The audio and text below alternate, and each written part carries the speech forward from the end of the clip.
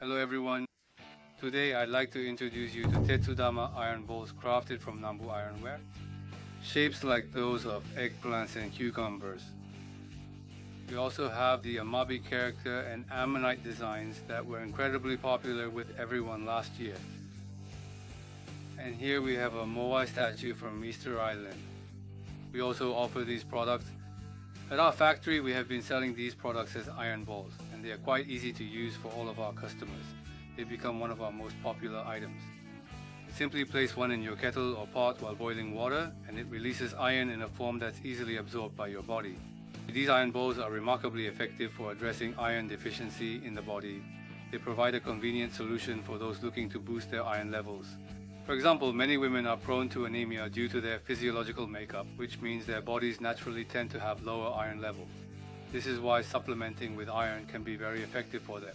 I highly recommend it for everyone's health, as proper iron levels are crucial for maintaining energy and overall wellness. At the same time, today I would like to show you how to use this supplement specifically in your daily routine.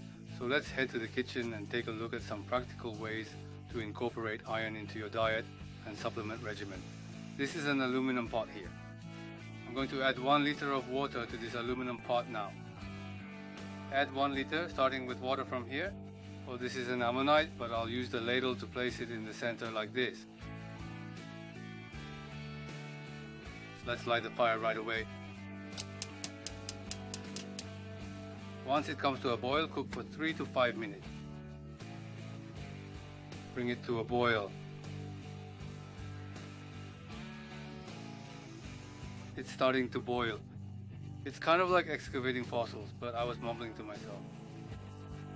Well, from here, let it boil for about 3 minutes, roughly 3 minutes. Once it's boiled, use a ladle to scoop out the ammonite from inside. Alright, it's already boiling, so I'll go ahead and turn this off. Perfect, that's done. Now let's use the ladle.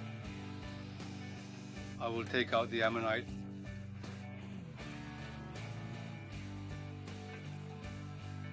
It's hot, so please don't touch it, everyone.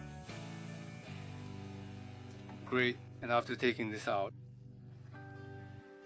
for example, if you have an area like this nearby, you can place items on top and they'll dry from the residual heat. Just be careful.